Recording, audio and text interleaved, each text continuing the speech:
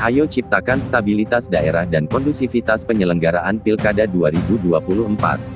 Kekosongan kepala pemerintah daerah akan dimulai dalam waktu dekat ini, yakni pada tanggal 12 Mei tahun 2022 hingga 2023, puncaknya pemilihan secara serentak pada 2024.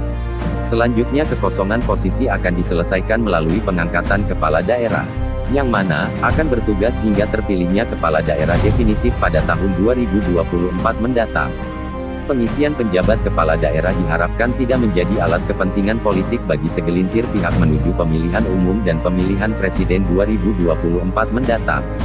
Untuk mengisi ratusan penjabat kepala daerah mesti dijauhkan dari upaya untuk membangun kekuatan politik menjelang pemilu 2024. Ratusan penjabat PJ kepala daerah tidak boleh dirancang untuk menjadi batalion politik yang akan bekerja untuk kepentingan partai atau capres-cawapres tertentu pada 2024.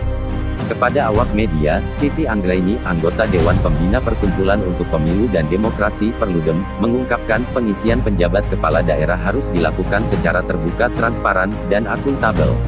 Meski ini merupakan kewenangan dari pemerintah, namun dalam iklim demokrasi yang kita anut, pemerintah tetap harus memperhatikan prinsip-prinsip demokrasi dan tata kelola pemerintahan yang baik, ungkapnya Rabu, tanggal 23 Februari tahun 2024. Dikatakan Titi Anggraini, Presiden dan Menteri Dalam Negeri sebagai otoritas yang berwenang melakukan pengisian penjabat kepala daerah diharapkan tetap memperhatikan masukan dan aspirasi masyarakat, serta pemangku kepentingan daerah dalam menentukan figur-figur yang akan ditunjuk menjadi penjabat kepala daerah, katanya.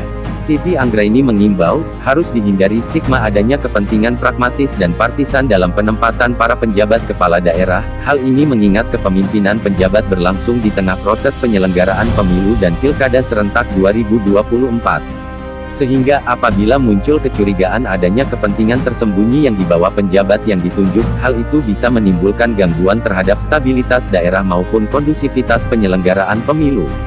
Di samping, pemerintah perlu menempatkan penjabat yang memang kredibel, kompeten, dan bisa cepat beradaptasi dengan birokrasi daerah, serta sosok yang mampu diterima dengan baik oleh para elemen masyarakat di daerah. Dengan demikian pelayanan publik dan roda pemerintahan daerah tidak akan terganggu hingga dengan terpilihnya kepala daerah definitif hasil Pilkada 2024, imbaunya.